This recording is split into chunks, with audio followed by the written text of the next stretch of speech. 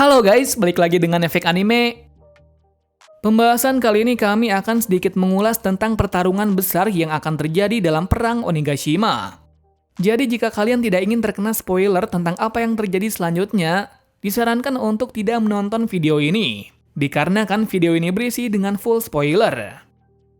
Tapi sebelum kita menuju topik utama, jangan lupa untuk klik subscribe dan nyalakan lonceng notifikasinya agar selalu mendapatkan update seputar informasi anime dari kami. Dan berikut pertarungan besar yang akan terjadi dalam Onigashima versi Efek Anime.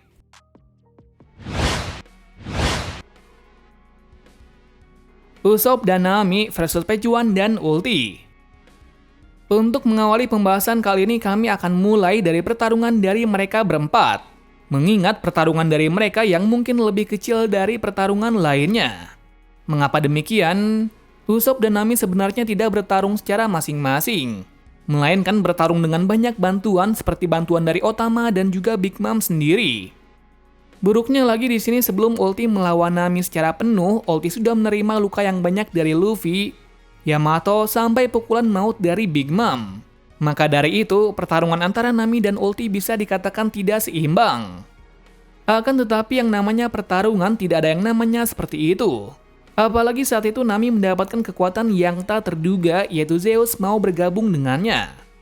Alhasil dengan kemampuan mereka berdua, Ulti pun dikalahkan dengan satu serangan maut dari Nami dan Zeus. Sementara dalam pertarungan antara Usopp dan Pejuan juga tidak bisa dikatakan dengan imbang. Malahan Usopp seringkali kabur dan terkena serangan telak darinya. Namun berkata keberuntungannya yang sangat besar, akhirnya Pejuan kalah. Kekalahan itu terjadi karena Big Mom yang mengalahkannya. Artinya Usopp belum bertarung dengan mati-matian melawan musuhnya. Bisa saja nanti Usopp mendapatkan peran yang sangat penting melawan CP0, mengingat Luffy akan bergerak untuk membawa Robin kembali.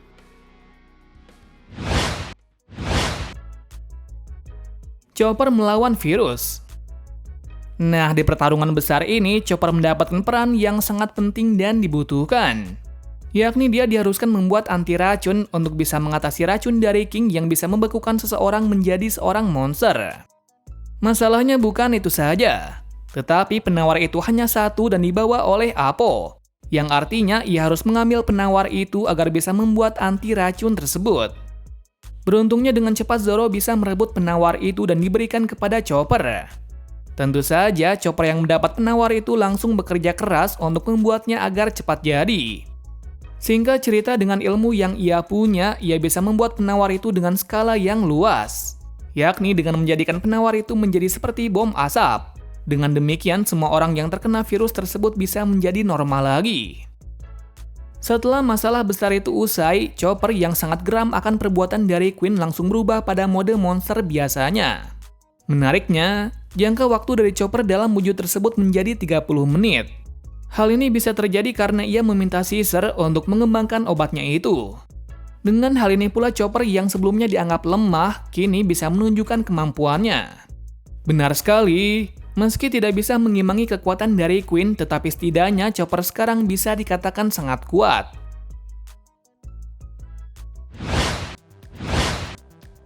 Franky versus Sasaki. Berbeda dari Usopp, Nami, dan Chopper, tampaknya Franky mendapatkan musuh yang sangat menyulitkan, yang mana ia bertarung melawan Sasaki, salah satu anggota dari Tobiropo. Dikatakan kalau Sasaki juga pengguna buah iblis tipe Zoan model Triceratops. Dirumorkan kekuatan darinya sangatlah kuat dan tidak terduga.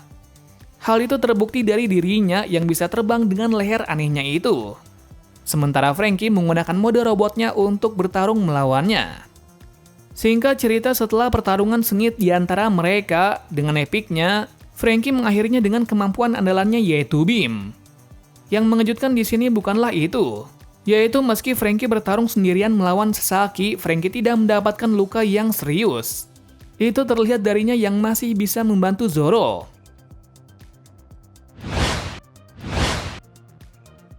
Brook dan Robin versus Black Maria. Sebetulnya pertarungan ini adalah giliran dari Sanji. Tetapi karena Sanji tidak bisa melawan wanita, akhirnya Brook dan Robin yang bergerak melawannya. Meski di sini ada Brook, nampaknya Brook hanya melawan beberapa anak buah merepotkan dari Black Maria. Kenapa demikian? Lantaran Robin berkata sangat berantusias mengingat inilah saatnya dirinya berguna untuk teman-temannya. Benar saja, dalam pertarungan ini Robin memang benar-benar serius, mengingat yang dilawannya bisa menggunakan kekuatan seperti ilusi. Awalnya Robin kewalahan dengan menerima berbagai senjata aneh yang terbakar.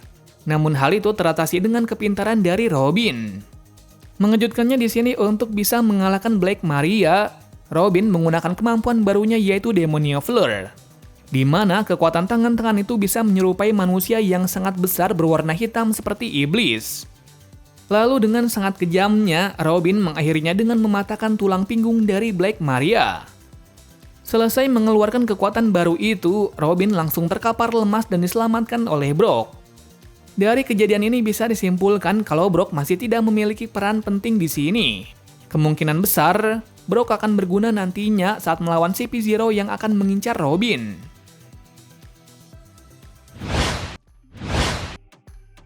Sanji versus Queen.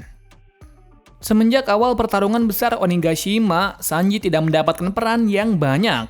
Malah dirinya disandra oleh Black Maria yang kemudian diselamatkan oleh Robin.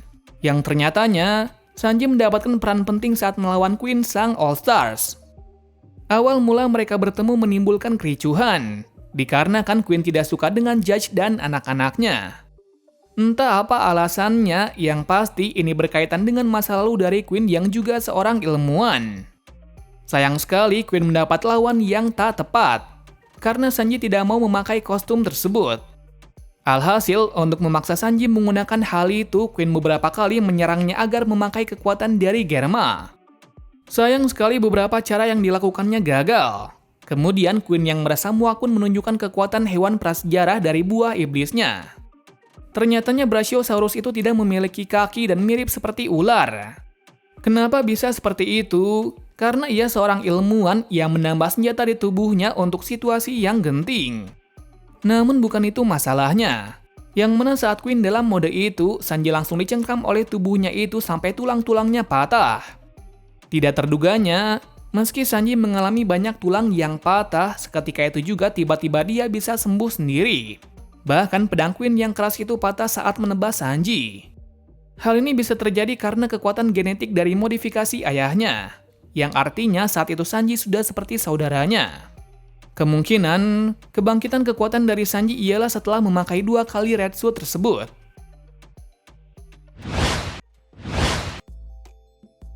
Zoro versus King dan Kaido. Selanjutnya adalah giliran dari sang wakil kapten yang bertindak. Dalam pertarungan ini Zoro mendapat beberapa momen yang sangat epik. Pertama dimulai dari Zoro yang berhasil menuju ke lantai atas dengan bantuan dari Marco. Yaps, tepat sekali, tujuannya ke lantai paling atas adalah membantu Kinemon dan lainnya. Mengingat lawannya adalah seorang Yonko. Sayangnya saat sampai di sana, Zoro melihat sesuatu yang tak terduga, di mana Kinemon dan lainnya telah dibuat babak belur sampai tidak bisa bergerak. Buruknya di sini juga ada Big Mom yang datang dan membantu Kaido untuk saling membunuh topi jerami. Tentu saja sebagai wakil kapten, Zoro tidak membiarkan hal itu, serta mencoba berbagai macam cara agar bisa memisahkan Big Mom dan Kaido. Apa daya, untuk melakukan hal itu butuh pengorbanan yang besar. Benar sekali, Zoro bisa menahan 2 serangan maut dari 2 Yonko sekaligus, walau diketahui juga terkena luka yang sangat parah. Singkat cerita, setelah beberapa cara yang dilakukan, akhirnya Big Mom dan Kaido berpisah. Jadi dengan begini bisa berfokus untuk mengeluarkan kemampuannya. Benar sekali, saat itu Zoro mengeluarkan kemampuan terbaiknya yaitu Ashura setelah Luffy dihina oleh Kaido. Tepat sekali kekuatan penuhnya itu bisa melukai tubuh Kaido sampai membekas. Pada momen-momen itu juga diperlihatkan hal yang sangat menarik, yang mana Kaido berkata kalau Zoro memiliki Hoshoku Haki. Sayangnya hal itu belum memperjelas semuanya karena bukti belum cukup kuat. Nah, setelah menerima serangan besar itu, Kaido langsung membalasnya dengan Thunder Baguanya.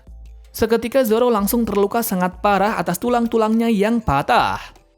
Tak berhenti dari situ saja, meski sebelumnya Zoro tidak bisa bergerak, sekarang ia bisa bangkit lagi dengan obat super manjur dari Sukuming. Walau akibatnya nanti setelah pertarungan berakhir, dampak lukanya akan berkali-kali lipat. Nah, kenapa Zoro bangkit seperti itu? lantaran yang dilawannya kali ini adalah King Sang All-Stars. Diketahui King adalah ras Lunarian yang sangat kuat yang memiliki bounty di atas 1 miliar berry. Maka dari itu Zoro mau tidak mau harus melawannya. Sayangnya hingga saat ini belum berlangsung sengit. Yang pasti saat momen-momen tertentu Zoro bisa merobek topeng dari King. Yang katanya tidak ada satupun yang bisa melakukan hal itu. Artinya Zoro akan bertarung dengan sangat serius untuk kedua kalinya.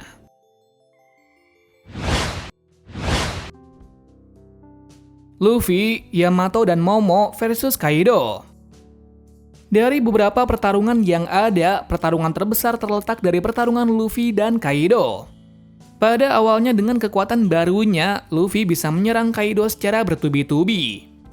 Apa daya, meski beberapa bentuk serangan yang dilakukannya tidak bisa membuat Kaido terjatuh. Malah pada akhirnya juga Luffy pingsan saat menerima Thunder Bagua dari Kaido. Tidak berhenti dari situ, Luffy yang bangkit lagi dari pingsannya dengan telak melukai Kaido dengan aura aneh miliknya. Yang ternyatanya yang dilakukannya adalah melapisi serangannya dengan Hosoku Haki. Sayang sekali dalam percobaan pertama tidak berhasil dan Luffy pun terjatuh ke laut menerima kembali serangan besar dari Kaido. Setelah Luffy terjatuh, giliran dari Yamato putra Kaido yang bergerak untuk mengulur waktu. Singkat cerita, saat pertarungan berlangsung, Yamato masuk dalam mode hybridnya agar bisa mengimbangi ayahnya.